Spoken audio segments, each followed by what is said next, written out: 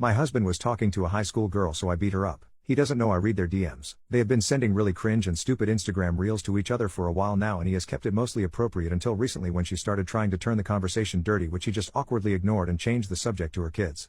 I can't even be proud of him because she started talking about big peepees and he took the bait because he loves showing off. He bragged about his size and I noticed he took a PP pic that same day but didn't send it. Shockingly enough. But just the thought that he wanted to is enough for me to feel less love for him. The conversation continues from there and he starts talking about our marriage issues and how disappointed he is in our couples therapy that he forced us into.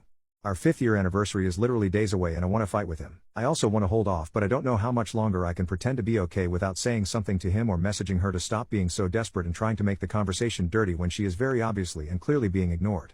The second-hand cringe is killing me. Nikki, please have some self-respect, take the hint, like damn lady, she knows he is married, she even follows me on Instagram like a creepy stalker and I've never met her. To my husband, I know you think you're not cheating, it's just harmless conversation with another woman who isn't me, giving you attention that you're probably craving because you're human.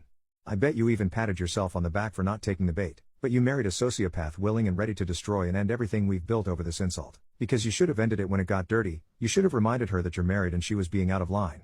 But you didn't, and now I'm disappointed in our marriage, in your love, and don't feel optimistic about our future. I even forgave him in the past when he cheated years ago. Some people asked why I'm still with him after he cheated the first time. I was pregnant at the time and that really changed how I approached that entire ordeal. Then lockdown hit and that also changed and impacted a lot for us too. He went into personal therapy and fixed some of his issues, but clearly not all of them. And I came out of it with my own set of issues. I obviously don't trust him, which is why I check his phone and I don't feel slightly bad about it. My husband decided he didn't want to go to couples therapy anymore last week. He said he didn't like it, he claimed he didn't feel like it was working. When the reality is he was upset that the therapist was telling him that it was perfectly normal for me to have trust issues after his infidelity and for me to feel angry about it.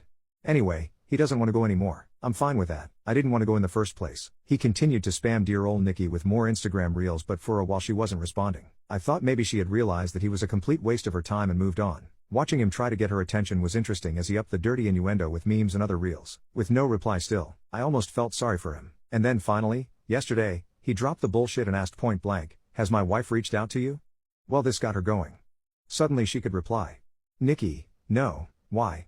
Husband, lol, just curious, thanks. Nikki, sorry I haven't been super talkative, I've had a really busy week. Sure Nikki, why don't you just tell him you didn't like that he ignored you when you pressed about sleeping together and didn't even comment on that picture you sent.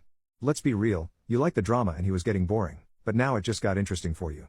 But he is boring because he can feel the shark in the water, just hang in there. Husband, no worries, and then sends her a meme about PP sucking, which he also sent to me afterwards. Nikki, bahaha, that's a good one LMFAO. Nikki, why do you think she would reach out to me? Toxic if she is doing that crap. He ignores it and sends her another reel about intimacy and PP size. Nikki, just going to ignore me I guess? Lamau husband, maybe I don't want to talk about it. Ah yes, of course you don't want to talk about it. Why would you? Why would you talk about how your wife asked you why his friend, that she doesn't know, is following her on social media and stalking her profile? Why would you bring up that she asked you about the nature of your relationship with her and you admitted that Nikki might have a crush and your wife communicated point blank that made her uncomfortable, and that she had made an effort to not talk to men that showed any kind of romantic interest because she knew that would upset him? Anyway, I went through all that this morning and saved what I could before he left for work. They continued their conversations and she allowed him to drop it, but they are in full swing again. I have to admit, I was set off by her audacity. Didn't you know it's perfectly okay and normal to lament to a married man about how they wish they had slept with each other? And it's toxic for the wife to call her out directly. Monogamous married people should know better. I'm not going to pretend that I'm not toxic and that I'm without my own demons, but holy effing shit, these complete and utter assholes haven't even physically cheated and it's testing every control I have.